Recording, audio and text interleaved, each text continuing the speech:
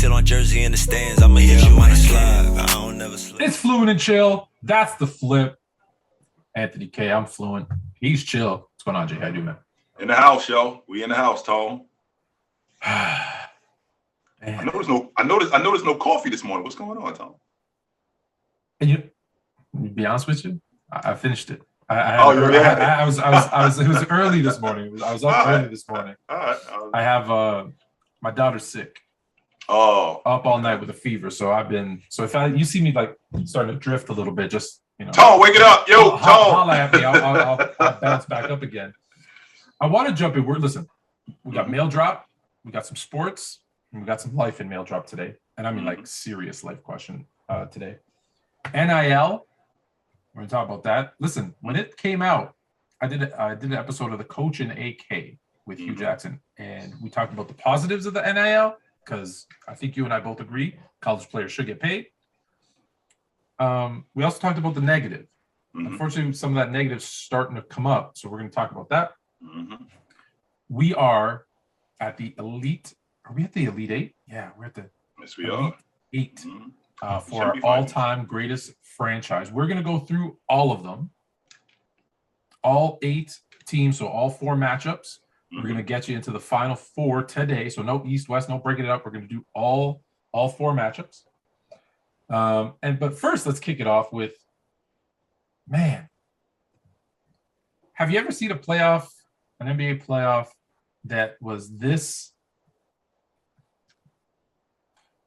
I don't know what's I feel like I know what's going to happen, but there's injuries now. There's players looking hobbled. There's guys that are out. There's just, I don't know. I love it. It's so, there's no clear cut. You and I both said, hey, I'm going to start. Oh, the Bucks. But Chris Middleton's out. Oh, the Sixers look good. Embiid is out. Is it going to be the Heat? Heat's probably the only consistent one. Tyler Hero looks like a stud. The Suns, for a minute, we were like, uh-oh. Booker's hurt. Chris Paul hobbled off halfway through a game. All the Mavericks look really good. Every team has had something to deal with, which I love. So we're going to dive into those matchups, make our predictions. But first, we should probably say, I don't know if we want to do a moment of silence. All right, what do we want to do for the Raptors, for the Bulls? Oh, here we go. For the Hawks. Cancun, that's what we're doing for them. Cancun, you got your plane tickets. You already got the room set up for you. There you go. Take it light. Yes, sir. Take it light, but take it. Absolutely.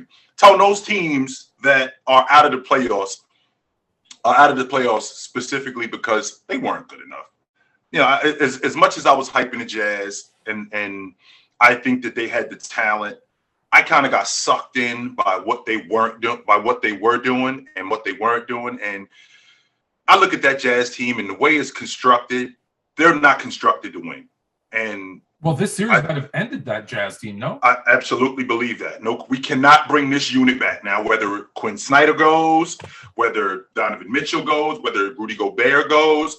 Something has to change with this unit because they're going backwards. Let's make sure that we're clear on that. This is not a unit that they're close. No. They gave up a 3-1 lead in the bubble. Last season, they had the best record in the league, and they lose in the conference semifinals to a hobbled Clipper team who they should have beaten. And I personally think that Quinn Snyder got outcoached in that series. And then this year, they lose to Dallas, who let's make sure we clear, Tony. You and I have had this conversation. Like the 4-5 matchup is very much like the 7-10 or the 8-9 matchup in the NCAA tournament. That's a push. Any one of those teams can win that. But with that being said, they lose. So now they're going backwards. So whatever it is that we're doing, it's not working. So because it's not working. And Rudy Gobert now comes out and says, hey, one of us, I don't know that where he thinks he has that much pull, either him or Donovan Mitchell. Clearly that relationship, we thought it soured right before the bubble. It's over. It's over. Right? It's over. We thought, maybe they made up. No, they didn't. Those two. And it's a shame because with no disrespect to Donovan Mitchell or Rudy Gobert, they're no Shaq and Kobe. No, they're not. Right? Like those two could have had an argument of being who's the best in the league. At one point, they were like 1-2 in the league. So for them to say, I want to be the alpha. No, I want to be the alpha. This won't work. I don't agree with it. I didn't like it. Of course, I'm a Laker fan, so I hate that that happened. But I also understand it, right? But when I see a guy, and I'm going to bring up like Tracy McGrady, saying I can't coexist with my cousin Vince Carter because I want to be the dog. When I see Rudy Gobert, again, no offense, saying, well, dude, you guys need each other. Stop with this. You're not that good. A lot more than you think. When I say you're not that good, listen, everybody in the NBA is good. My point is, you're not that good that, can Rudy Gobert by himself lead a team deep into the playoffs? No. Can Donovan Mitchell by himself lead a team deep into the playoffs? No. Can you even get there, Tone? How about let's take it a step further than that. Don't you ain't got to be diplomatic, Tone. That's not what we do around here. let's keep going, Tone. Don't stop. Keep going. I'm not going to stop you, but let's just say the playoffs. Can you just lead a team to the playoffs? Forget going deep into the playoffs, but keep going, Tone. Absolutely. Don't stop there. Let me ask you this. I've been very critical of the Dallas Mavericks roster. Now Brunson's looking kind of nice. Other pieces are looking nice. Although, that fall Kebler, what's his name? Kebler took. Did you see that where he tried to dunk and his hand slipped and he folded up in half? That was scary. But my point is, if you put Donovan Mitchell on the Mavs, are they in the playoffs? Replace him with Luka. Replace Luka with. So that's my point. Is again, no disrespect to Mitchell, you're not that guy, pal. Take it a step further than that, Tone. Take Donovan Mitchell off Utah and replace them with Luka. I think they're the favorites in the West. And they're at least in the Western Conference Championship. I'm not going to say the favorites in the West. I take that back. But they're at least in the Western Conference. You give Luka Gobert, I feel a lot better about it. 100%. Yeah. Absolutely. All right. So goodbye to those guys. Let me say, as a final shot to the hat's crooked, to the Toronto Raptors this season, I want to say something. Not about the series, not about the look. That team's not ready. They're young. They need a star. All those things. They need someone in the middle. That team did really well compared to what we predicted them to do at the 5th seed, taking the Sixers to 6 games. Having to play all 72 games last season on the road in Tampa. But I want to say something about the Raptor fans in particular, and I saw it a little bit in some other teams. But if I may, go to Game 5 with 3 minutes left in Philadelphia. What did you see all the Philly fans doing? Oh, they walked out. All walking out, right? It was a joke. At the end of Game 6, do you know what happened in Toronto? Everybody stayed. Standing ovation, thanking them for a great season. And that's what I'm like, man. When you get, I'm not saying like, I am gonna say, when you get James Harden being like, man, like that's impressive. Like not just the fans, how hard they play, the defense they throw. Because Harden isn't the type of guy that typically throws out praise to fans and other teams. No, he's not. That shows you, like, it really impressed me that they, especially, man, it was a 30-point blowout. Like it was an embarrassing game.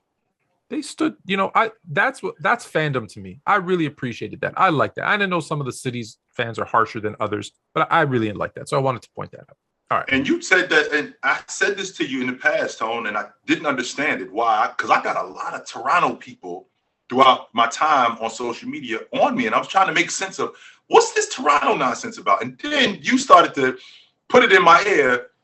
Jay, you know that it's almost 30 million people that live in Toronto, right? I'm thinking to myself, Canada. Sorry, Canada. Not in Canada. And I think 10 million of those 30 people live in Toronto, some nonsense like that. So that's like New York City. Just here's the thing. So I think we're up to like 38 million. So it is Canada's team for the most part, right? Like there's guys like older guys like me who grew up watching basketball who have other favorite teams, but I still root for Toronto because, hey, now they're my hometown.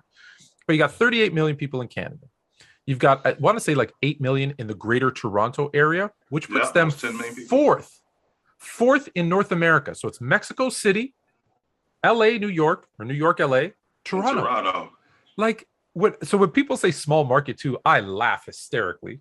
It's not a small market. And then the other piece that people forget is, look, it's a hockey country. It's still that. It's still a hockey country, but Vince Carter effect. I've said this before. Like, go watch that movie. I think it was LeBron and Jay-Z put the movie together called the Carter Effect that talks about when he comes to Toronto and what happens. Like the interest in basketball as a whole. Canada's also a country built on immigration. Toronto, the most multicultural city in the world. I'll say it again, in the world. Well, listen, I know we couldn't afford, I couldn't afford hockey equipment. I didn't grow up like it's expensive, but I could afford a basketball. I could go shoot. You're right. You could go shoot. And so that's the thing too. When you have a lot of immigration, there's not a lot of wealth. Hockey's expensive. Well, what do I have? Oh, hey, I can go play basketball anywhere, anytime. And so Carter not only brought in that, like the country, but just think Kevin Durant. I use him as the example. Kevin Durant's a kid growing up in Washington. Who's his favorite team? DC area. The Raptors. Yeah, who's a favorite player? Vince Carter. So he didn't make it just about, like, he really built it. So yes, there's a bunch of fans and they've become super passionate. The title a couple of years ago sure helped too. When your team, if you look at, I believe it's since 2015, the Raptors have the second best winning percentage next to the Warriors. Yeah. And if it wasn't for last season, where they were again on the road, I think they had the most wins in the NBA for like a 4 or 5 year stretch, even more than the Warriors. Regular season, mind you, it didn't translate to the playoffs. But there's a good franchise that's always competitive, that's always good. So I went on too long, but I did want to shout them out a little bit. Okay, let's get to this series now. Let's get to, where do we want to start? We want to start in the East. Let's start with the Sixers and the Heat, because we were talking about it last night as we were watching the game when it was close. And we said the Heat have to take care of business with Embiid out. They have to be up 2-0. Do you see a scenario where the Sixers, even if Embiid is healthy, the Sixers win this series? Or maybe you're picking the Sixers. I don't even know. Sorry, I'm not picking the Sixers, and the reason why I'm not picking the Sixers is simply because of one guy only, and that's James Harden. And the reason why I'm saying James Harden is simply because if you watch him, Tone, he just doesn't look like the guy that he used to be. And we get wrapped up in what guys used to be, and we want to see that all the time. James Harden is slowing down. Not only is James Harden slowing down, he's slowing them down. And they play so much through him. Now, remember, Tone, when you take 30 and 11 off the roster, right? That's our entire offense. Our offense is built around this guy. So when you take this guy out of our lineup, we have to completely reconstruct our offense. That means that Maxi's got to do more. That means that Tobias Harris has got to do more. That means that Danny Green has got to do more. I mean, they started DeAndre Jordan. I forgot DeAndre Jordan was still in the league, right? So they got to have these guys on the floor, and they got to do more. Now, Tobias Harris, I expect Tobias Harris to do what he did yesterday, right? Because now there's more shots for him, and there's more opportunity for him to create more shots for him. And Tobias Harris is a solid, to be honest with you, number 3 on a contender. I absolutely believe that he's a solid number 3 on a contender. What we're asking James Harden to do, I think, is asking too much from him, because he is not that guy anymore. We expect, we want to see that 40 piece. We want to see that 30 piece. We want to see James Harden averaging as many points as he averages. James Harden, his game is predicated on getting to the stripe. Tone, in the 8 years that he played in Houston, in the playoffs alone, he averaged 11 free throws a game. His game is predicated on contact and getting to the stripe. Well, the difference now is that the whistle doesn't blow as much as it used to. And he's got to play through that contact. And I think that that's taken a toll on him physically. Add that to the fact that James Harden is not one of those guys who always shows up in tip-top shape. In fact, he plays himself into shape during the season, and then he breaks down. And he's done that almost his entire career. I can't get with Philadelphia beating this Miami Heat team. I wouldn't be surprised if Miami made quick work of them. Now, don't get me wrong, Tom. Miami wasn't great yesterday. I mean, we're talking about a team that started shot 5 for 22 on the long ball. All right, 5 for 22 on the long ball. But I thought that they did a great job in forcing Philadelphia into things that they didn't want to do. And James Harden was the catalyst of that. He was trying to speed the game up, but he couldn't, and because Miami wouldn't allow him to speed the game up. I just thought they did a really good job on him and on them in particular, and on them as a whole. I mean, I think we're seeing the beginning of the end of James Harden. Yes, we are, and that's a shame, because I told you I like great players, and for the Sixers to have a chance, especially these games where Embiid is out, Maxey would have to play out of his mind, among others, and he did not. Now, a lot of that is Miami's defense. Mm-hmm. Tyler, you got a guy like Tyler Hero coming off the bench, dropping 25 and 7. It makes it really, really hard for you. Like he's so confident right now that I don't see how the Sixers combat that. They're too deep. They're too strong, right? They're doing this without Kyle Lowry. And so I see a 5-game series. It wouldn't surprise me, Tony, if they made quick work of the Philadelphia 76ers. I mean, Joel Embiid came out and said before the series started, just give me a chance, guys. If you can keep the series close, when I come back, then we'll have a better opportunity. Well, big fella, I don't know if you're going to have that opportunity, especially when Philadelphia, you get 71 points from your starters. That's all you're getting from them. That means that you're not getting much from your starters. Add that to the fact that your bench with George Niang is a guy who comes in. He's an energy guy. He's a long ball shooter, Tone. And you know this as well as I do. When you're a specialist, if you don't do what you specialize in, there's no reason to have you on the floor. Why are you here? So when George Niang comes in the game and he goes 0 for 7 on all his shots, which are threes, there's no reason for you to be on the floor because you don't rebound, you don't play defense. There's nothing. Why are you out here? Yeah, you're there to make shots. Exactly. Right. And it's interesting. People, I keep telling people this. We've become a long ball league, right? Yes, 35 threes a game. And just to put it into perspective, look, I'm talking averages. Some do more, some do less. On average, there's 88 field goals attempted per game. 35 of those, so almost half, are threes. What does that mean when you're missing? Well, with long shots come long rebounds. With long rebounds come fast breaks. Fast breaks, easy buckets. You're done, right? Because now you go. If a guy goes 0 for 7, that's 7 opportunities for a long rebound and a fast break and a dunk, which changes momentum. Easy buckets. You can go on runs. There's so many bad things that happen as well. From as much good comes from shooting the three. If you're missing them, a lot bad comes from it too. The other series in the East, we got the Bucks and the Celtics, and it's funny. I don't know who said it, if it was you who said it or someone who said it, was one of the things that the Celtics were able to do to Kevin Durant was body him. Because, he's not a physical player. He's a finesse player, right? A very skilled finesse player. That's how Giannis plays. And I was concerned. I said, well, without your second best player, right? Chris Middleton, I don't know if it's arguable, Chris Middleton or Drew Holiday, who's the second best player. Maybe it's Holiday. But without one of your top guys, I was worried about what would happen.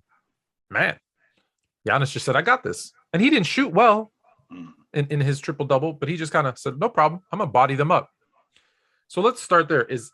Are the Celtics, I don't say done, it's one game, but do the Celtics have the ability to combat what the Bucks do? Or are the Bucks, is this just the next step in the Bucks going to the Eastern Conference Final, which I think we both had them pegged going to? Well, you and I had this conversation before the season even started that I had the Milwaukee Bucks winning the NBA championship again. And I said this back in October. But when I look at this Milwaukee Bucks team, Tone, when they lost Chris Middleton, I was really nervous because I was thinking, I don't know if they can beat Boston, considering how Boston played and just mopped the floor with Brooklyn. I'm thinking that's 20 a game out of the lineup that now you don't have. Who's going to make up for that? Well, most people who watched the Milwaukee game against Boston, what they saw was box score. That was it. Giannis shot 9 for 25. What they completely left out was the 12 rebounds that he had, the 13 rebounds that he had, and the 12 assists and the 2 blocks, and how much that impacted them. So we'll start with the 13 rebounds. 3 of them were offensive rebounds. That's 6 possible second chance points, maximum of 9 that he's given them, right? So then you add in the 12 assists, where Giannis has become so much smarter. Giannis has become, his IQ has improved so much because now I got Jason Tatum on me. I got Al Horford on me. And I got 3 guys that are covering me. So when I see Bobby Portis, and I can pop it to him on the wing or in the corner, because I know that that's his spot, as opposed to Connaughton, where I know in the left wing, that's his spot. And these guys are wide open. And he makes their life so much, he makes their life so less difficult, right? Add that to the fact that he beats them up. They try to rough him up. We told you a football guy. That's like telling Adrian Peterson, we're going to smash mouth football. Yeah. Okay. Thank you. Are you serious? Don't play with me. Do not threaten me with a good time. I promise you that right now. And that's exactly what they're trying to do with Giannis. We're going to rough you up. Okay, so we're probably going to have to take that out of our game plan because that's not going to work with him. No way. Absolutely not. I thought that they got some really great minutes out of Connaughton. I thought they got some really great minutes from Grayson Allen. Bobby Portis was huge. I already thought, Tone, that Drew Holiday would outplay Marcus Smart because I think he's a better player anyway. I thought that the difference in this series was Jaylen Brown, that Grayson Allen can't play you to a tie. He can't. That cannot happen. Yeah, and the reason why that Brown definitely has to play better. Absolutely. He does, Tone. Do you think that the Celtics can goat Giannis into shooting more? Like, do you think there's some kind of janky zone where they like two guys on him laid off, but like almost goading him into shooting? Because I think that's the only way you have a chance. Because if you let him drive to the bucket, if you let him, which I think we got to review this, by the way, you throw it off the backboard to himself, like you can't let him do that stuff. Now, maybe you just can't stop him from doing that stuff either, but it just like, I feel like you're feeding into what he does well anyways. Well, you can appreciate this being a Laker fan, Tone. You saw Kobe Bryant in 2001. That wasn't the same Kobe Bryant in 1998 when I got swept in the Western Conference Finals. That's a different Bryant, right? Yeah. And not only is it a different Bryant, what you're not going to do is you're not going to make me do something. I'm going to do what I want to do. So if you decide that you're going to make me shoot the mid-range, well, Giannis's mid-range has become more. Giannis's mid-range has now become respectable where you have to deal with me. So add that into, well, I don't just have to shoot this because I will drive to the basket. And remember, we just got finished talking, Tone, about you wanting to rough me up. No, I'm going to bring the fight to you. And that you don't want. You don't want me to bring the fight to you. So I'd much rather him shooting 42% from the mid-range, 30 from three, than 70+%. Oh my God. 0 to 3 feet, right? Like if I'm going to pick my poison, if he beats me from the outside, then I can live with that. Mm-hmm. But I hate being on his posters. Well, no, you don't want to be on his posters. But Giannis has become so much more of a complete player that I'm starting to put him in that. And this may sound I want to make sure that I get this right. I'm putting Giannis in the same category. He's getting close to being in the same category with guys like Shaq, Olajuwon, Jordan. What I mean when I say that is we're getting to a point where we're going to have to eat his production. There's really nothing that we can do to stop him. Now, am I putting him in the same class as a scorer as those guys? No, I'm not saying that. But I'm putting him in that category where we're just going to have to eat what he does because we really can't do anything to stop him. We can't really do anything to slow him down. So the idea is going to have to be, we got to get the rest of these guys and slow them down because we can't have him going and them going too. We got no shot. Yeah, you can't. If he's going to do what he does, you can't have Holiday going for 25, Portis going for 15. Like it's too much. It's too much. Mm-hmm. Yeah, even Allen's 11. Grayson Allen's 11. Right. So okay, we're going to jump to the West. Mm-hmm. And I made a bold prediction early on that the Grizzlies were going to make the Western Conference Final. Now, back then, I didn't know they were going to have to run into this Warriors team that looks like the old Warriors team. Mm-hmm. I didn't know they were going to have Curry and Curry Light and a version of Clay.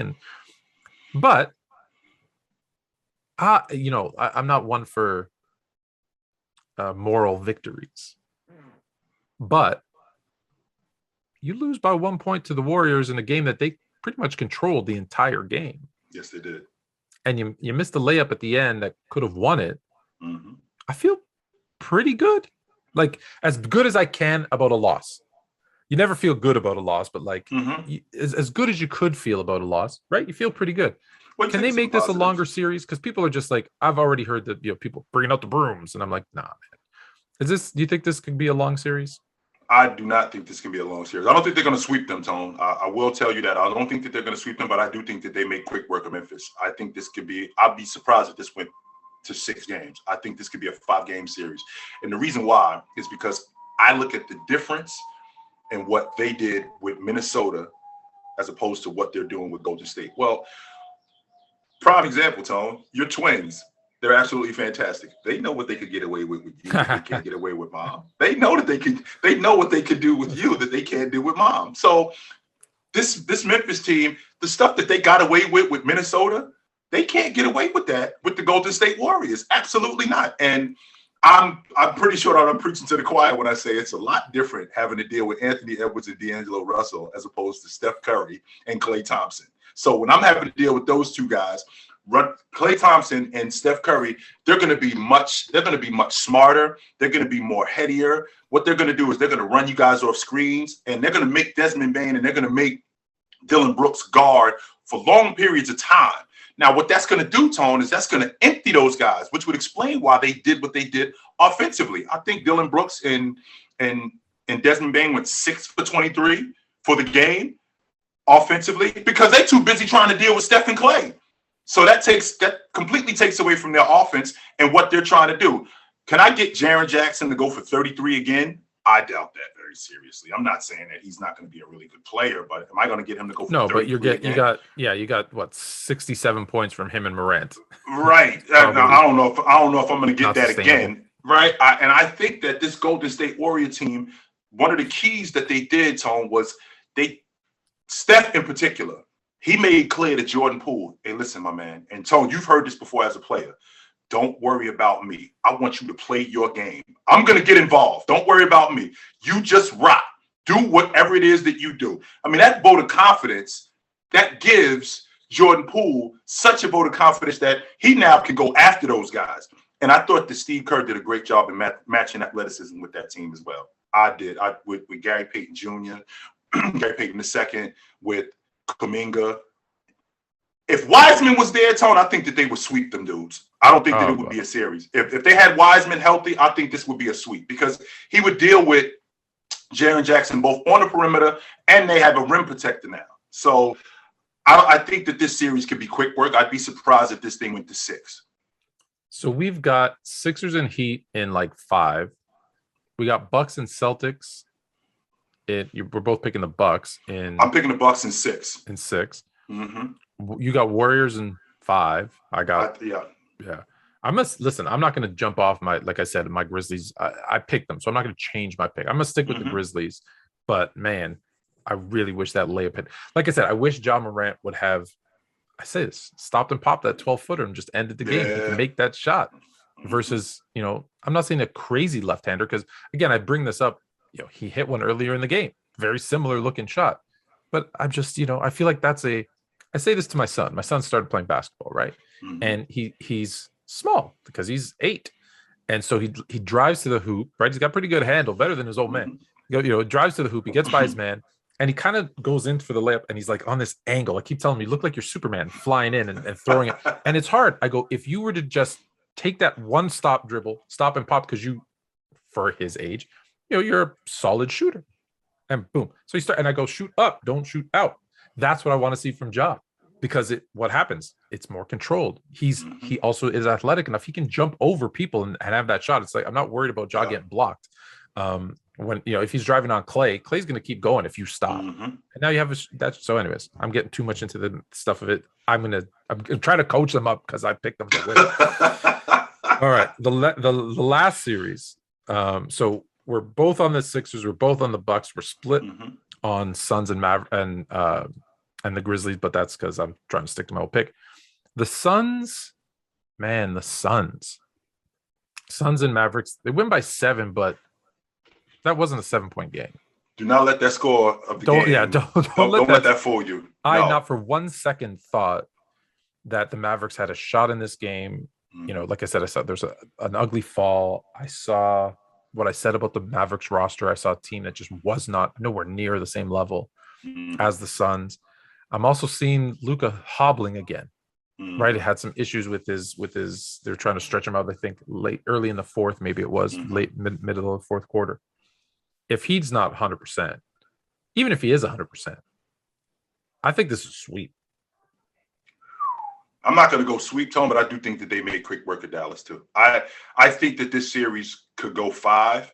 If it went, if 6, Luka steals one, one, sure. I wouldn't be surprised if it went 6, but I think that they can make quick work of these dudes simply because I look at a team in the Phoenix Suns who are the most complete team in the game. They don't have that one dominant guy like Milwaukee has, but they are the most complete team in the game, especially with Chris Paul at the helm. And the key to them, which I love even more, out of everything that they do, Tone, because we're talking about a team, I think they got 91 points from their starters yesterday. We're talking about a team that once they get Ayton going early, I love that. Because what he does is he energizes that entire unit, Tone. Now he's rebounding more. Now he's running more. Now he's rim protecting more. And that opens up their offense because now you can't leave Ayton down. You can't leave Maxey down there with Ayton one-on-one. He's going to eat that dude lunch. Absolutely, that's not going to work. No, you can't do that. So when they get him involved early, they went to him early and often. I think he went 4 for 6 to start the game. When he's doing that, that opens up so much more of their offense. And I thought that their game plan against Dallas was simple. Luka, you can go for 50. The rest of you dudes aren't going to do it. And I was going to bring that up. He almost did, right? 45, right. 12, and 8. We'll eat your production. Absolutely. We'll eat. What we're going to do is we're going to throw bodies at you. We're going to switch. We're going to be physical with you as much as possible. I mean, Luka went to the free throw line. He had 14 free throws last night. And we're going to do that. But the rest of you guys aren't going to do it. So I look at a guy like Brunson, who's dealing with Mike Conley in round 1, who he's basically beating up on him and being physical with him. You're not going to be able to do that with Chris Paul. Chris Paul is going to direct him in different ways. Chris Paul is going to get him off balance, make him shoot shots that he doesn't want to shoot. Brunson wants to go downhill. Chris Paul is staying on him in drop coverage to make him shoot the long ball, but he's still going to go at Chris Paul, and Chris Paul's not trying to hear that. I thought that they did a really good job in handling him. Tone, you and I just had this conversation about George Niang from Philadelphia. Reggie Bullock is a specialist. My job is to shoot the long ball. Now, when you miss 5 out of 7 long balls, what are you doing out here? Your job is to shoot the basketball. And if you're not, and I thought Phoenix did a great job in defending against the long ball because that's a huge part. Excuse me, that's a huge part of what they do. So when I look at Dallas, I think that they're Luka and everybody else. And I think Phoenix handles them in 5, maybe 6 games.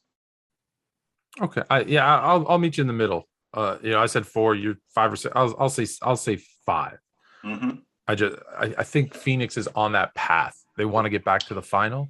Mm-hmm. It's funny. I said there's a lot of question marks. And then as we broke down each matchup, I'm like, you know what? I feel like there's probably at least 3, maybe even 4 of these matches that are clear-cut winners. I think it's going to be a little bit more.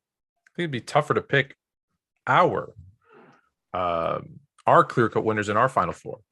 So just to recap again, we're both on the Bucks. We're both on the Heat. We're both on the Suns, and we're split with Phoenix and Memphis. So now Golden State and Memphis, sure. Golden State and Memphis, yeah. Mm-hmm. So now we're going to go to, this is our all-time greatest franchise. I promised I would do this. So I think when we get down to the championship round, what I'll do is I'll go through all the teams who we had and kind of post it and show the whole bracket. But right now we're going to start. Where do you want to start? Let's start in the East. I want to start in the East.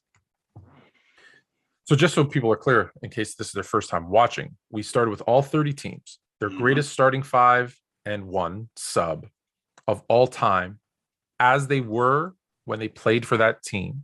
We tried not to duplicate players. We tried to stay away from active players as well. And our friend Dominic kind of put these teams together. We've made a few subs as we've gone through it. And we've kind of come down, and we're now down to the Elite 8. So the teams that are left are the Sixers, the Nets. That's the first matchup. The Bucks and the Celtics. The Lakers and the Suns, and the Warriors and the Rockets. So those are the 8 teams. So let's start with Sixers and Nets. And what I'll do is I'll recap who the lineups are, and then we'll see who gets it. So on the Sixers, we have Maurice Cheeks, Dr. J, Charles Barkley, Dolph Shays, Moses Malone, Allen Iverson. The Nets, Jason Kidd, Kerry Kittle, Keith Van Horn, Buck Williams, Brooke Lopez, and your guy, Richard Jefferson. Oh, man. I think Philly handles those dudes in 6 games. I think that in terms of talent, I don't think that it's matched. And I think that the Nets are going to give them a run because they got a lot of dirty work guys. I'm a huge Buck Williams fan. That's, to be honest with you, when you watch the Miami Heat, that's Bam Adebayo, except a better athlete. That's who Buck Williams is. Buck Williams, an athletic Buck Williams. That's actually who he is. And I dig dirty work guys, but the dirty work is not enough. And the reason why I say the dirty work is not enough is because at some point when you get to this level, I can only X and O you, and you can only play hard for a certain amount of time until y'all got to turn this guy loose. And Philly's got more guys to get turned loose, and the Nets don't have enough guys to stop that. And I think that Philly handles them in, I think, 6 games. The Nets had a favorable matchup in the first round, in the first couple of rounds. They had the Heat and then the Wizards. No disrespect to the Heat or the Wizards, but they're not the Sixers, right? When you look at all-time franchises. They're not. And I just look at the lineup and I'm like, I really like Jason Kidd. I've said this before. I really liked Kerry Kittles too. I think we're with UConn or Villanova. One of those two. Villanova, right? I loved Kerry Kittles back then. Running the point, Jason Kidd led a team that probably shouldn't have been into the NBA Finals, led them back-to-back to the finals. I got a lot of respect for Jason Kidd. They had 29 wins the year before Jason Kidd got there. Same group. He takes them to the NBA Finals. Thank you. Okay. Same group. But I just look at I'm not disrespecting Cheeks, but I look at Dr. J, Barkley and Moses Malone, and Allen Iverson. And I'm like, those 4 guys are all in your top 20 of all time. How many of the Nets are on your top 20 of all time? Now, I will tell you this, Tony. You're gonna roast me for this, but just so you know, I think the Nets beat the Sixers the year after they won the NBA championship. However, Doc was washed. This team. It wasn't right. Team. Moses was over. Moses wasn't over, but Barkley was a rook. He was older. Yeah. Barkley was a rook. So this is a completely different. They're a very different team, but we're talking all time. So I've got 4 guys in the top 20 versus. Is Jason Kidd in your top 20? Jason Kidd is not in my top 20. So against none. Right? So just from a talent perspective, and I'm not, super team guy, but you have 4 guys that are that good versus 1 guy that's even not in your top. I don't see how the Nets last this. So I've got the Sixers. You got a lot of teams, Tone. We could just beat you just because we just better than you in terms of talent. That happens. Yeah, it happens. This could be one of those situations. All right, so the second matchup is I'm shaking my head because you've got the Celtics who had a bye in week 1 because they have tied for the most championships, and that's, as a reminder, it's Bob Cousy, John Havlicek, Larry Bird, Kevin McHale, Bill Russell, and we subbed out Paul Pierce for Sam Jones. Yep. Okay. Solid Celtics team. They're going up against the Bucks, which the more I look at this Bucks team, the more I think they might be the best team in this tournament. Actually really good. Sidney Moncrief, Ray Allen, Oscar Robertson, Giannis Antetokounmpo, Kareem Abdul-Jabbar, and then big dog Glenn Robinson coming off the bench to give us some buckets. I'm not ready to hand this over to Boston Town. This is a good ass team. This is 7. This series goes 7, right? This absolutely goes 7. Now the reason why I'm thinking that it goes 7 is simply because Jabbar is going to be an immovable force. As good as Bill Russell was defensively, Russ, you think you had trouble with Chamberlain? Jabbar is going to be even worse. Okay, that's number 1. But think of, if you go on the flip side to that with the Celtics, Bird was just so good that he's the guy in the huddle telling them, well, we can't get buckets. Just give me the ball. Hold on. I'm going to use maybe this year or the last couple. You don't think Giannis, as his athleticism and his length, is going to give Bird fits? He is going to give Bird fits. But you know who else had athleticism and length? Plenty of guys. Dennis Rodman, Michael Cooper. All of these guys had athleticism. And did they give Bird fits? No. Because Bird wasn't always the best athlete, right? We all knew that Bird was never the best athlete. Meanwhile, he's 27, 29, 35 in the playoffs. Now, is he going to give Giannis hell on the offensive end? Absolutely, he will. Bird is going to have a very difficult time trying to deal with him. Bird was a really good team defender. Bird was a good individual defender, but he was a really good team defender. So you're talking about a Milwaukee Bucks team that offensively, they might be the best offensive team. You can make the argument they're the best offensive team in this tournament. Tone, I think that, man. Before you give your pick, I just want to point this out, right? Like, as we talked about defensively, Giannis giving Bird fits. I want to point out one thing.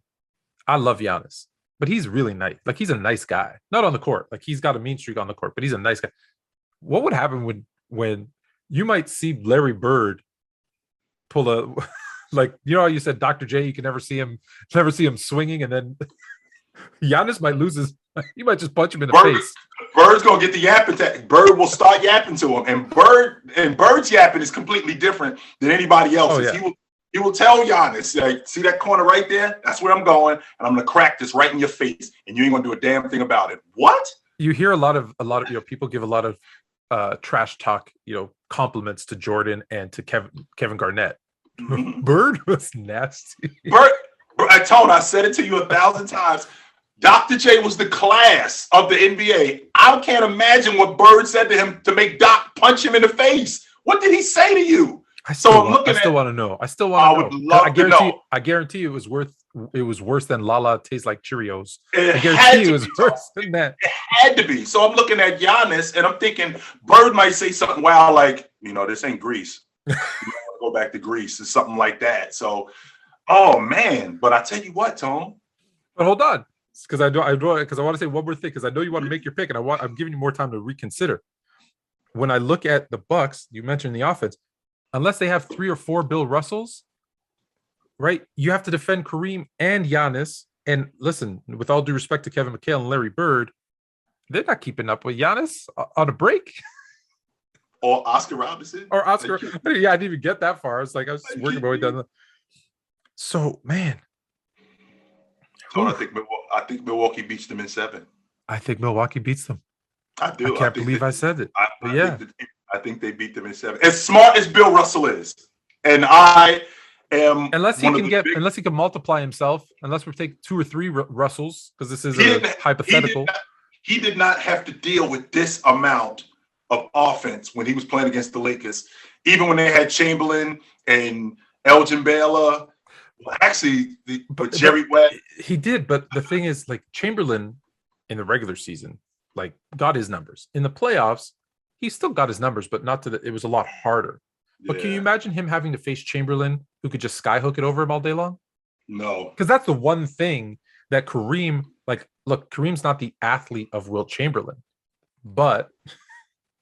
And he's not going to let Bill Russell off the hook, neither. Like, no, he's going to defend him. Yeah. Chamberlain was actually a really nice guy. As good as Chamberlain was, he was a nice guy. He could have I can't believe I'm saying nice guy when he averaged 30 and 30 against Russell. But he could have done more. He could have actually done more against him. And don't say he's a nice guy when someone in an elevator asked him how's the weather up there and he spit on his head and said it's raining. So let's not say he's a nice guy.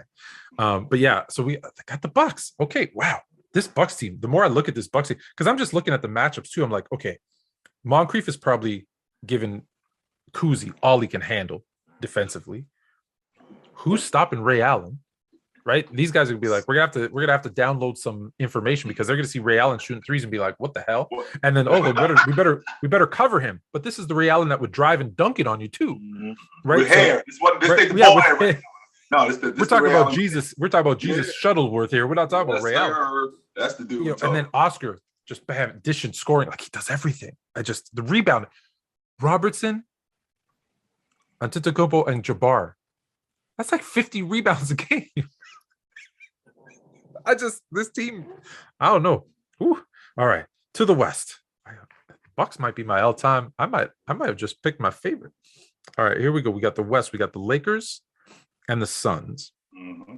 So let's start with the Suns. We got Steve Nash. Did we switch out? I feel like we switched out Kevin Johnson. Did we do that for Westfall? Yeah, for Westfall we did. Oh no, we took out Marion. We put Marion. Yeah, that's right. We took Marion out and we put Westfall in. And then we started Westphal at the 2 guard, and we have KJ coming off the bench. So we got Steve Nash, Westphal, Walter Davis, Alvin Adams, Amari Stoudemire, and Kevin Johnson. It's nice. This is a nice team. They're going to run the ball. The problem is they're facing the Lakers. We got Magic. I've always said this: when you can say a player just by one name and everybody knows who you're talking about, you know you're in trouble. You got Magic, Kobe, Baylor, the older Kareem, Shaq, and Jerry West. I think they smoked them, Tone. I don't think that they beat them. I think they smoked them in 5 games tops. I don't think that because what they're going to do is Steve Nash wants to speed the game up. Do you think you want to play like, once again, Tone, we just talked about it, Adrian Peterson, we're going to smash mouth football you. Really? Absolutely. Let's do that. So Steve Nash and these guys, they want to play fast with this Laker team. They're going to blow you guys because what you guys are in Phoenix with the 8-second offense, we're that times 2. With Kurt Rambis, when he was on the Lakers getting the ball in bounds, that's all Magic wanted to do was run. That was it. Run you out the gym. No question about that. Could you imagine if Magic had Shaq in his Laker years to throw those lobs to on a fast break, man? Oof. Showtime would be oof. No, and no disrespect to Kareem, but Shaq's a better athlete than Kareem. Crazy. It's what it was. It's what it was in Orlando. It would have been that. It would have been Penny. It would have been Penny and Shaq. It would have been Magic, and it would have been 2.0, where Magic would have just been telling. He would have been telling Shaq, just run. And Shaq has so much more respect for Magic that he would have done whatever Magic told him to do. Oh yeah. 100%. If Magic told him just run, I'm looking for you, he would have ran. No doubt about it. We would, and I guarantee you, we just saw the most efficient Kobe you've ever seen. Oh, we're involving you in the office. Don't you worry about that. Yeah. No, you'll get. Don't worry. Although it is interesting because I always think back to Kobe is on the Olympic team, and he's asked, and he told Mike Krzyzewski, he's like, hey, Coach Krzyzewski told Kobe, work on your spot up 3, and he goes, spot up 3. I've never had a spot up 3. He goes, on this team, you're gonna have opportunities. Just stand there, catch the ball, and shoot. And in the first couple of games, he was missing everything. I was like, what's going on? Like, Kobe, you're a good shooter. He's like, I've never been just open to shoot before. Wide open. And in typical Kobe fashion, right, he goes and shoots like 10,000 threes and becomes a good spot-up 3-point shooter because when you're on a dream team, they can't double you and triple you all the time and you're not doing crazy shots. So that's the Kobe that I'm going to see is the guy who's just like, this is great. Boom. Shoot a 3, take a dunk, get a loop. Like, no, sorry to the Suns. I love you guys, but Lakers in 5. I think they smoked the dudes. Nice. Yeah. All right. The last matchup, we've got the Warriors versus the Rockets. Here's your Rockets lineup: James Harden, Tracy McGrady, Rudy T, Ralph Sampson, Hakeem the Dream Olajuwon, and Kevin Murphy. I know it's not Charlie. You wouldn't be related to Charlie Murphy. Charlie Murphy. Against the Warriors, Paul Arzun, Steph Curry, Rick Barry, who will be shooting underhanded free throws, by the way. Over 90% from the strike for my career. Thank you very much. Rick Barry, Nate Thurman, Wilt Chamberlain, Chris Mullin. Well, this game is going to come down to styles, Tom. Because when I look at this Houston team, I look at what worked the first time. James Harden, being the distributor that he is, getting Olajuwon involved in the game. Ralph Sampson running the floor, getting him involved in the game. James Harden getting Tracy McGrady involved in the game. Now, the question is when we get into the meat and potatoes of the game, how disciplined Harden can, because he's the key to all of this, because he's the primary ball handler. Like, Calvin Murphy's going to come in and be buckets. That's all Calvin Murphy is, and we appreciate that. No doubt about that. The question is how disciplined is James Harden going to be? Because now, when we get late into the game, we can't just leave Chamberlain. We can't just leave Addles. We can't just leave we can't leave Nate Thurman on Olajuwon one-on-one. We can't do that. So now what's going to happen is James Harden's going to get a lot more open shots. Is he going to be able to knock those down? Tracy McGrady, we've seen what Tracy McGrady looks like in the playoffs. And I worry about that. I worry about that a lot with that guy because as good as he is in the regular season, he's awesome. He's good in the playoffs, but when we get later on in the playoffs, very much like James Harden, he kind of withers. So I think Olajuwon is enough to get them past. I think Olajuwon could be enough, but I'm not betting against. I can't bet against the Warriors because Chamberlain is just too much. Chamberlain and Thurman, I think that they're too much in that front court. I was going to say, when I look at the front court of Samson, Olajuwon versus Wilt and Thurman, I don't want to say it's a wash. I'm not saying it's a wash, but I think they're gonna get in terms of production. It's gonna be close. I think it's closer than I care to admit. And then I look and I think, okay, but let me look at Paul, Steph, and Rick versus James, Tracy, and Rudy. And I got no offense, I got a really weak link in Rudy T. I got a weak link there because I think even Murphy and Mullen, they're both going to come in and they're going to score, right? So I almost think like almost everything is a wash except for Rudy T. And I think that's the difference where they edge them out. But I think this is a 7-game series. I do too. I think it's really good. It's a great series, but I get the Warriors just. The Warriors in a dogfight, absolutely. Because I think that Rick Barry is going to get Steph Curry more involved in the game. As much of a scorer as Rick Barry is, he's going to see how good Steph Curry is as a shooter and how much he opens up the offense for him. And I think he's going to do everything he can to get Steph Curry in the offense. And you know how I feel about Olajuwon, Tone. You know I love him. I hear you. That would be I'm going to love watching that matchup of Wilt and Hakeem battling it in the post. Right. But I think you're right. Rick Barry is a fundamentalist. Yes. And he loves the fundamentals of basketball. He's like, hey, here's a great shooter. We're going to put him in spots. He's going to get this open shots. We're going to find ways to get him the ball. And don't forget, Paul Arzon is he's a scorer too, right? So they've got a lot of offense on that team. We got to get Tone down. Tone, it's Paul Arzon. Say it I thought it was Arzon. Arzon, Tone. Arzon, not you know what? I don't. Do you correct me one more time? I'm not picking the Rockets, so we don't have to say his name anymore. I wanted to call him Arzine, but I saw somewhere where it said it was showing you how to say it, and it says Arzon. It was like, anyways, whatever. Him.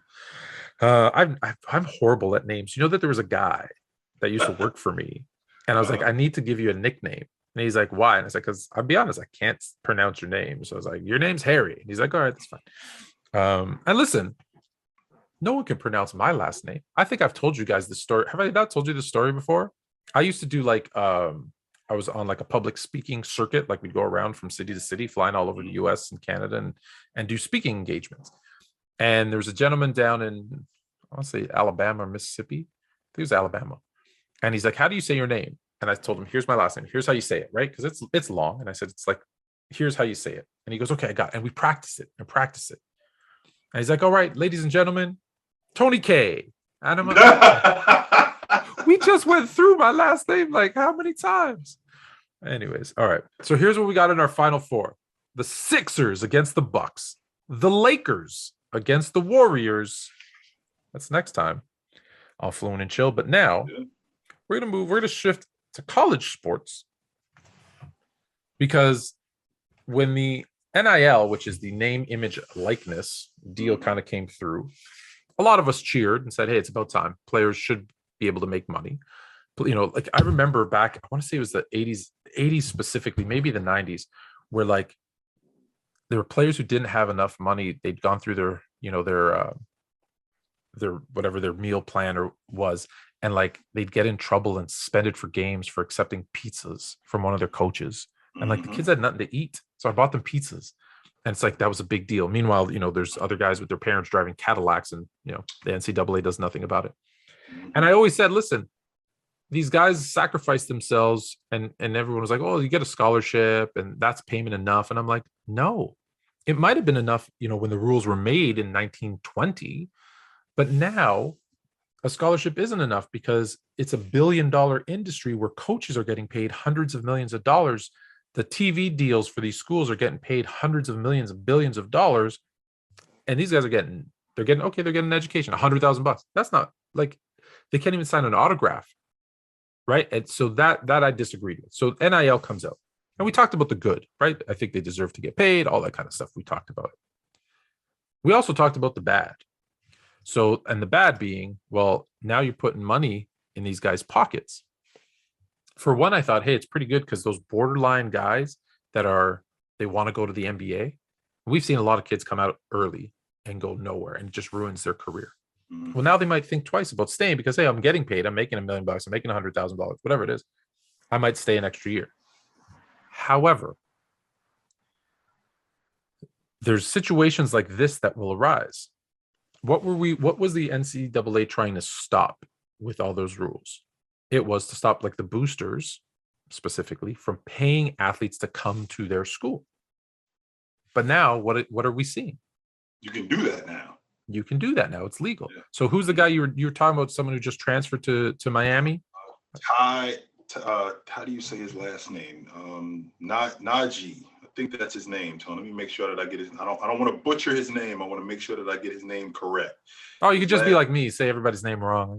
His last name is Nigel Pack is his name, and he's going to join the Miami Hurricanes. And the idea was he was transferring from Kansas State to Miami, and I think there was like $800,000 for 2 years, $800,000, a car, and a deal with a company called Life Wallet. And apparently, what was going on at Kansas State wasn't enough. So he ends up transferring to University of Miami for a better deal. Which, I mean, Tone, if when we think about it, what is the purpose of going to college? The purpose is to get a good education. And not only that, it's to set me up so I can get a good job in life, right? Well, ain't that the idea what I'm doing right now, so I can set myself up for the future? Because what these guys have been doing this whole time, because I played Division I basketball, the whole time we don't recognize that, we're getting jobbed here. We're not recognizing that. No. I knew right away that this wasn't right.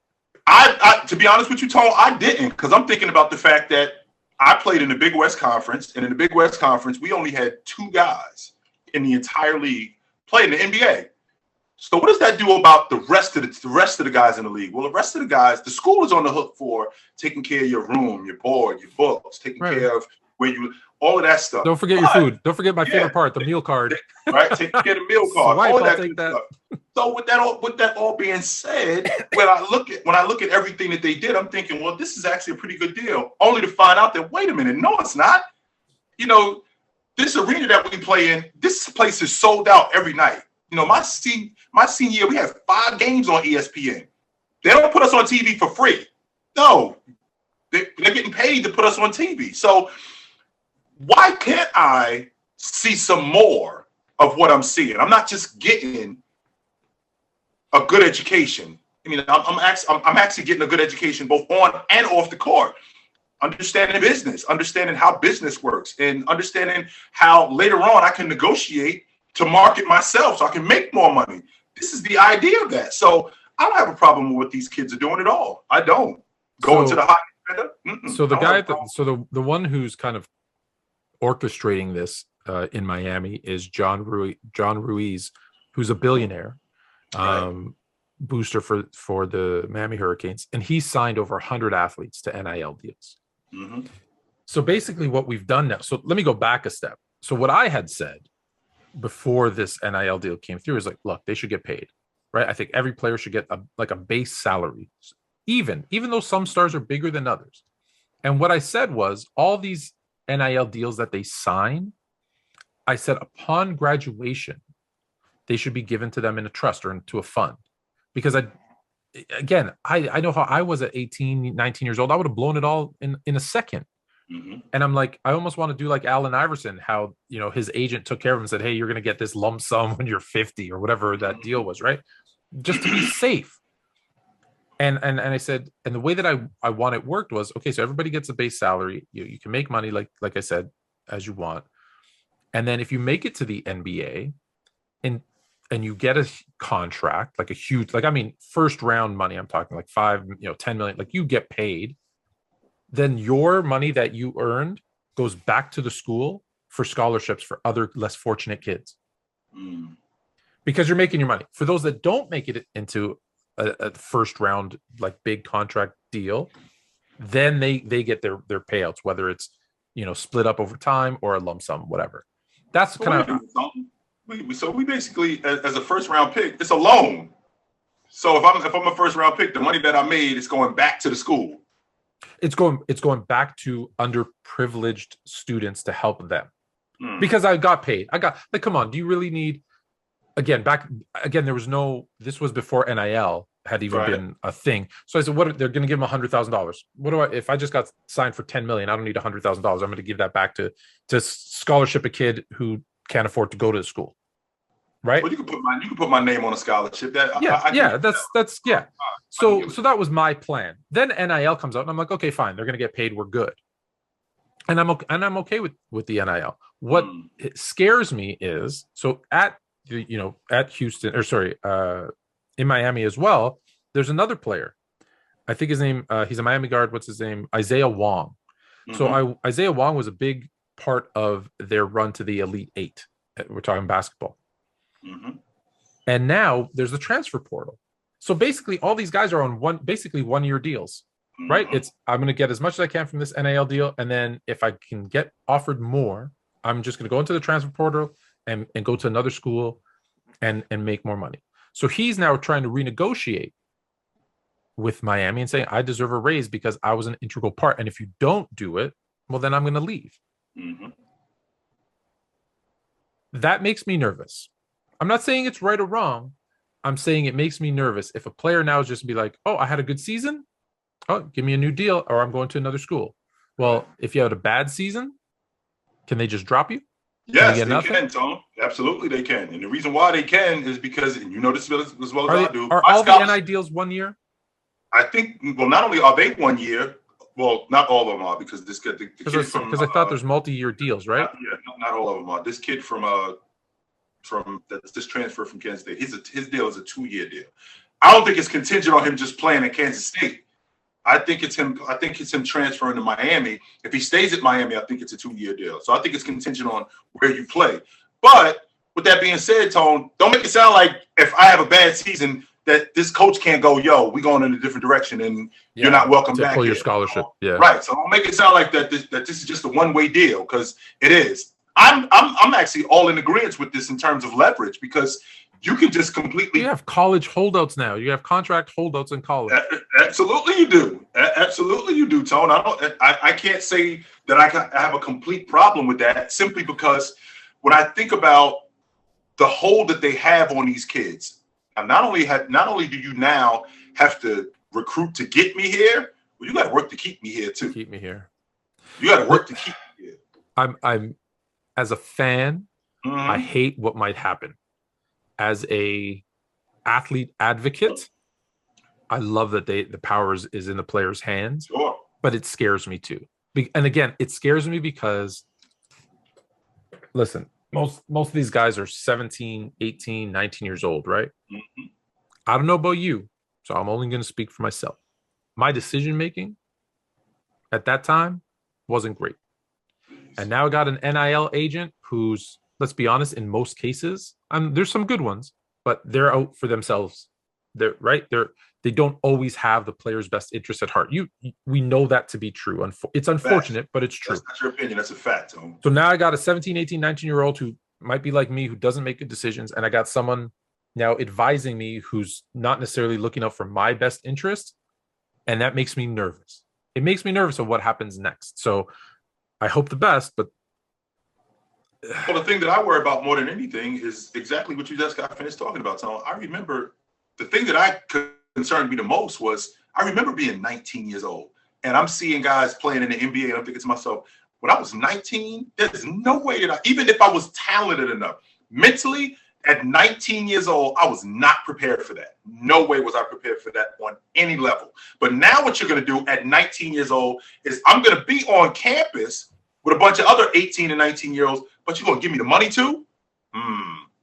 Makes me, it's a slippery slope, man. That's all I'm saying. I've said this before NIL. I'll say it during, after, whatever. financial responsibility, financial planning needs to be a mandatory course. Honestly, not even just for athletes. Like in high school, Plenty they need people to need it. because what we come out of high school, you come out of college and like, okay, I can regurgitate some Play-Doh, but I don't know how to balance my, my budget. Well, Right. I'd rather balance my budget than tell you what Aristotle said in I don't even know how to open up a checking account. 432 BC. Like I don't care. Right. But I don't know how to open up a checking account. All right. Whew. It's only going to get worse from here, by the way, because mail drop. We got some questions here. Mm-hmm. Mail drop. Oh! Number one, we're going to go to the NFL. Mm-hmm. First time in 22 years, only one quarterback was selected in the first 2 rounds. Eight out of the top, I believe it's 18 picks were wide receivers. Mm-hmm. But more importantly, Hollywood Brown, AJ Brown, 2 young, promising, one better than the other, AJ, get moved from teams that need wide receivers. Mm-hmm. Tennessee needs a wide receiver. Baltimore, we've been screaming that Lamar Jackson needs more weapons, and instead they trade away their best wide receiver. NFL wide receivers on the move. And previously we saw Devontae Adams, Tyreek Hill. Mm-hmm. The question is why? Why are all these wide receivers getting moved? Because they want to get paid, Tone, and these teams ain't paying them. So that's why Tyreek Hill got moved. They got Tyreek Hill from West Alabama, and they got him on the cheap, very much like what Golden State had with Steph Curry. They got lucky and they got him on the cheap. But then they had to pony up. And Kansas City was like, nope, because we already, you know this better than I do, Tone. When that Patrick Mahomes deal kicks in, we got to start making some cuts. Can't pay everybody. I told you. You didn't tell me that a time ago. You told me that once this deal kicks in, some of these guys that are on the roster, we're not going to see them simply because we got to start making some cuts. Well, the reason why these wide receivers are moving on is because they're moving on to get paid. And we're talking about a league where, I mean, Tony, they're slinging it. Let's call it what it is. They are slinging it. And wide receivers are in high demand. But the problem is that these teams don't want to pay these wide receivers. And the teams that don't want to pay these wide receivers, the other teams are like, well, we'll pay them. We'll pay them, yeah. Yeah, we'll pay them. You saw what happened with Devontae Adams. Well, not Golden State. I'm sorry, Green Bay. You don't want to pay him? Las Vegas said, we'll pay him. Come on over here. Absolutely, we'll pay you. So they go to the highest bidder. And the reason why they go to the highest bidder is because wide receivers are in demand, and we're in a passing league now. We're not in a running league anymore, right? We're in a passing league. That's why they are in such a high demand. The arrogance of general managers in the NFL, oh man, is, I don't want to say it's at an all-time high, but it's probably at an all-time high. And the reason it's at an all-time high is because we're seeing so many players at every position, whether it's quarterback, running back, wide receiver, come into this league on the defensive end and just be great, right? Mm-hmm. Justin Herbert comes into the league. He's great. Joe Burrow comes into the league. In year 2, he goes to the Super Bowl.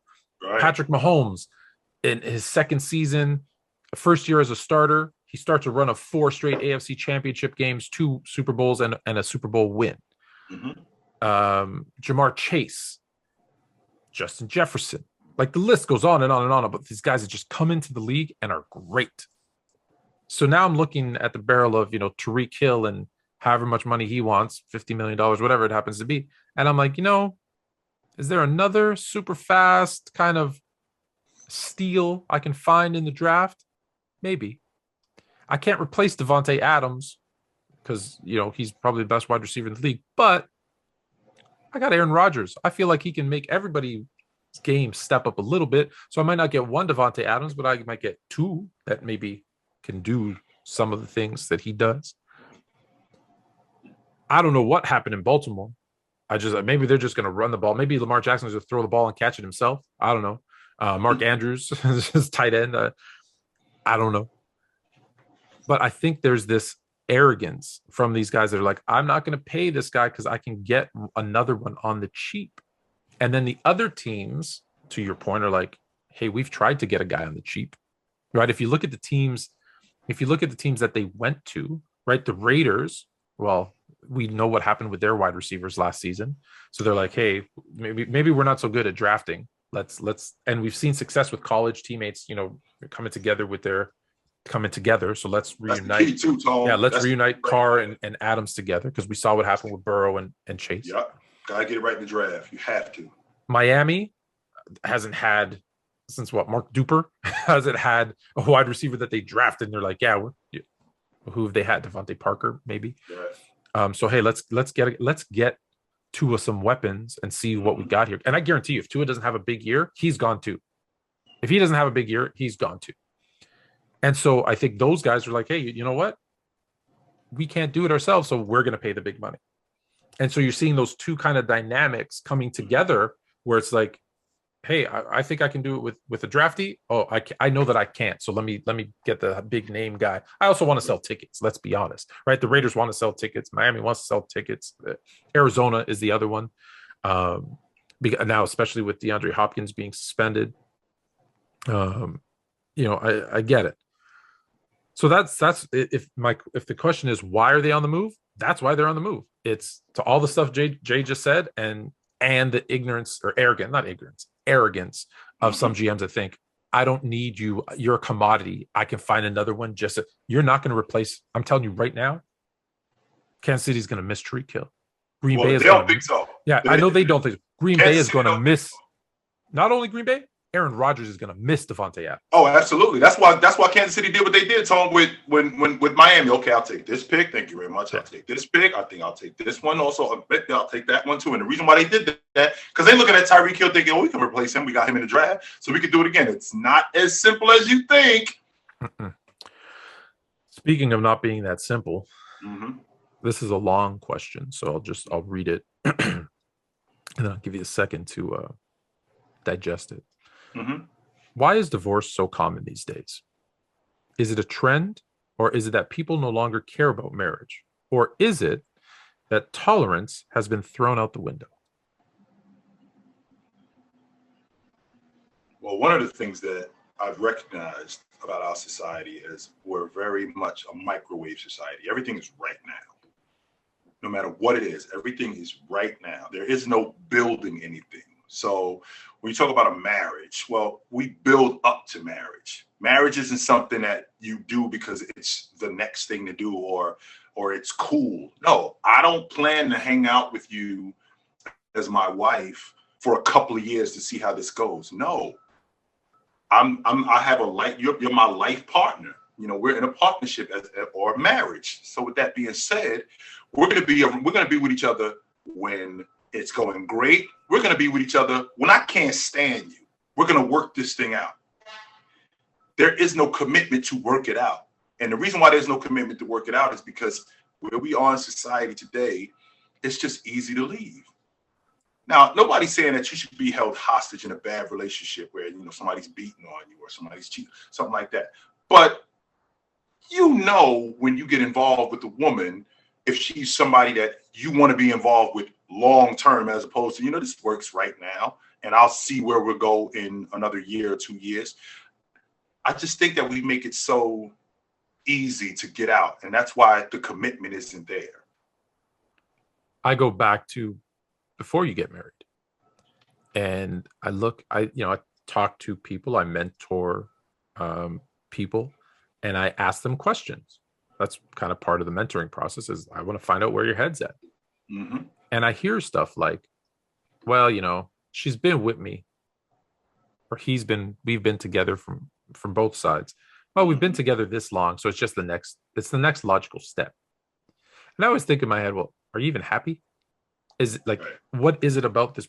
Because to be together forever, it's easy to love the things that you love, right? It's easy to love the good things, but it's, do you like, can you stand the bad things? Because if you can't, like if you're having an issue now, it's not going to get easier. We're pregnant, and we feel like we're having a baby, so we need to get married. I'm not saying you shouldn't, but at the same time, that's not a reason to get married. So I feel like a lot of the things the reason that a lot of them don't work out is because you're getting into it under for the wrong reasons. So if you get into something for the wrong reasons, if you get into a relationship, there's this old saying, the way you get into a relationship is the way you get out of a relationship. Yeah. So, if you were the side chick, you're probably going to break up because he has another side chick. Like, that's just the odds. And so I think the reason people get into a marriage is faltered. It's too quick sometimes, or it's because we've just been together so long and we just ignore the red flags. And so when you get into something bad, it's going to end bad. There's so much that goes into this, because on top of that, I look at, and I'm not, again, when I say this, I'm not putting it down. I'm just, it is a reason. Everybody wants to be independent. Guys want to be like, I would just want to be my own dude. I want to go out with my boys and I want to have freedom. Well, part of being married is losing some of those freedoms. I'm not saying all of them. I'm not saying you can't go out, but I mean, you're now responsible for another person. And if you have a family, you're responsible for other people. And so your wants, your needs, your entitlement has to be compromised because now there's other people involved. And I think people don't want to do that. From the female side, it's, well, I'm Miss Independent. I want a guy who's going to open doors and, bring home the bacon and, do all this stuff that traditionally was the male role. But at the same time, I want to do all this other stuff too. And I'm not saying it's wrong, but if you're going to want to be Miss Independent, well, then you better find a guy who's okay with that, because that's where the other thing happens is, I want to be Miss Independent, but I'm going to marry an old school traditional guy. That doesn't work, because he's going to want you to stay at home and do whatever. So you need to find someone who lifts you up. And I don't think there's enough of that. Lastly, I'm going to sound like such an old fuddy-duddy when I say this, but social media gives you an unrealistic view of life, of looks, of relationships, and it gives you way too many options. Because think about how a lot of people are meeting. They're meeting on dating sites. Well, ask the average woman, how many messages do you get daily on that dating site? 157 a minute. And you're like, well, so how'd you pick this one? Well, I picked this one. Well, what's happening? They don't just turn it off, because trust me, I know this for a fact. They don't just turn it off. They're like, okay, so I'm dating Paul, and it's the other way around too. Don't worry. Paul's dating Mary, or Paul's dating Paul, and Mary's dating Mary, like whatever the scenario is. And it's like, well, as I'm going through the initial stages, I got these other guys chirping in my ear and other girls chirping in my ear saying, he's not right for you because man, well, maybe not. Oh man, you know what? You left your dirty socks on the floor. Hey, I would never do that. I hate when my husband leaves his dirty socks on the floor. Then they get 100 messages. I'd never leave my dirty socks on the floor. Not only that, I would take you on a cruise and a ship and half of it's fake. And so now there's this distraction of, oh, well, hold on, right? I know this for a fact because I know a guy. That I worked with. Like I was trying to help him through something. I try to deal with people that have mental health. Anyways, different conversation for another time. And so I said, well, what kind of girl are you looking for? And he listed out like 20 things, all physical, not one thing, personality, all physical. And I said, without, like, in my head, I didn't say that, I said it differently and nicer to him. But in my head, I'm like, you're not a good looking dude. Like, you're short, you're balding, like, you're not that guy. And you want this photoshopped supermodel who is going to make millions of dollars and serve you hand and foot. That's unrealistic. It's unrealistic. And so I'm like, I'm like, you're never getting married. This is not going to happen. So I think that's all of those things that, when you ask the question, like, is it this, is it this, is it this? And I just want to pull up the question again so I don't miss any of the actual pieces that you're asking. But the people don't care about marriage anymore? No, because they realize, let's be honest, marriage it's a business arrangement. It's a piece of paper. You don't need to get married to be together, right? So it's a business arrangement. What else did you ask? Is it a trend? I think it is. Yeah, it is a trend. And is it tolerance? It's 100% tolerance, because you're taught now that if something's not working, quit and go do something else. Yep. And then, but then you see this is a great example. Dwayne Wade and Gabby Union. 99%. I love them, by the way, Tom. Let's make sure. I love them, by the way. Absolutely. 99% of marriages end if someone cheats. And these two came out of it stronger. Mhm. Why did they come out of it stronger? They're not superheroes. It's not the money. People say, oh, it's because they're rich. No, it's because they looked at the reasons. Why did it happen? All these other things, and they worked at it. Marriage, relationships, life, hard, man, hard. And if you're not putting in the work, it's not going to work, right? Like, and I think that's the other reason too, is just why do I need this? I'm better off alone. I hear that so often. I'm better off alone. No, you're not. And that's okay. And no, it's okay. Some people are. It's okay. But know that, like, if you don't know who you are, I rambled on a lot there, but it's just something that I see so often that I think could be avoided. Mhm. We don't talk. Like I know people who they get into an argument and they don't actually speak face to face. They like to go off there, and then they're having a text battle. I'm like, dude, Which is terrible. We just use it. That makes me nuts, Tone. You was just standing right in front of me. Why didn't you say this when you were standing right in front of me? And you know this. I'm guilty of this too. People read my emails or my text message and they're like, "You're such a jerk." I'm like, no, that's not how I meant it. It's just when you read it in your tone of voice, right? Mm-hmm. It could be like, have a great day, and I said like, hey, have a great day, and you took it as have a great day. Oh, why are you such a jerk? No, it's not. No, it's I not really meant have a great day. Not have a great day. Yeah, No, exactly. like, Yeah, no. you read it however you want to read it, and then it's a completely different message. So thanks for the question. I hope that it helped, kind of, but yeah, it's tough, man. It is. Yeah. It's tough. I don't. There's no other explanation but say it's tough, and if you want to make it work, you got to work at it. I guess it's just like anything else. Yeah. Like, we talk about sports. You want to be a good shooter. You're not going to be a good shooter if you just stop shooting. Yeah, you got to go work on it. You got to work on it. Absolutely.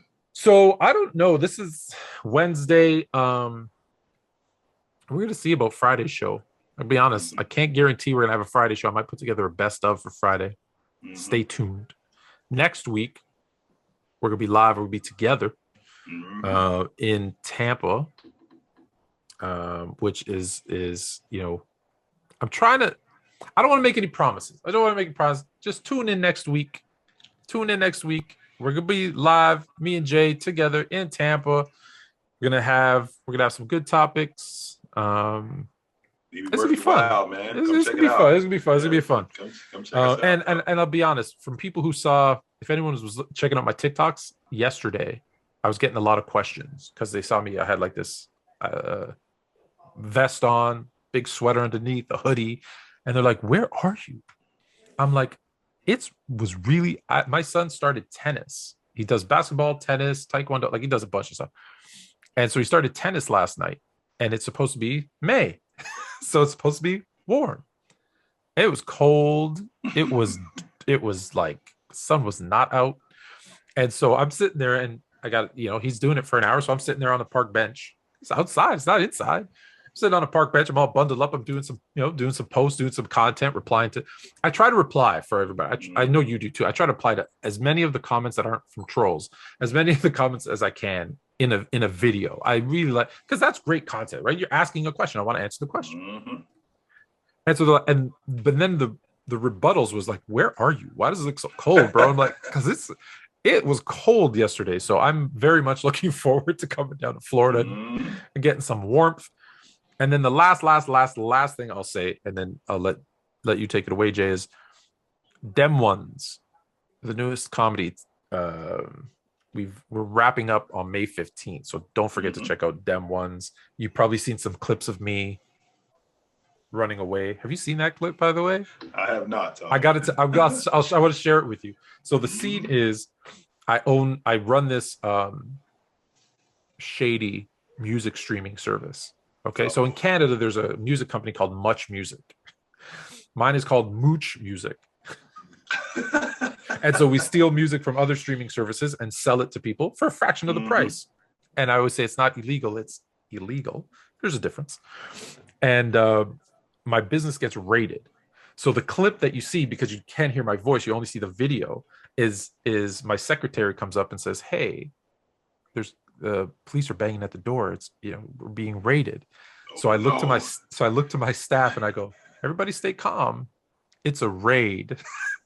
And I push her out of the way. I throw my cup and I bolt out of the building because I need to get away, right?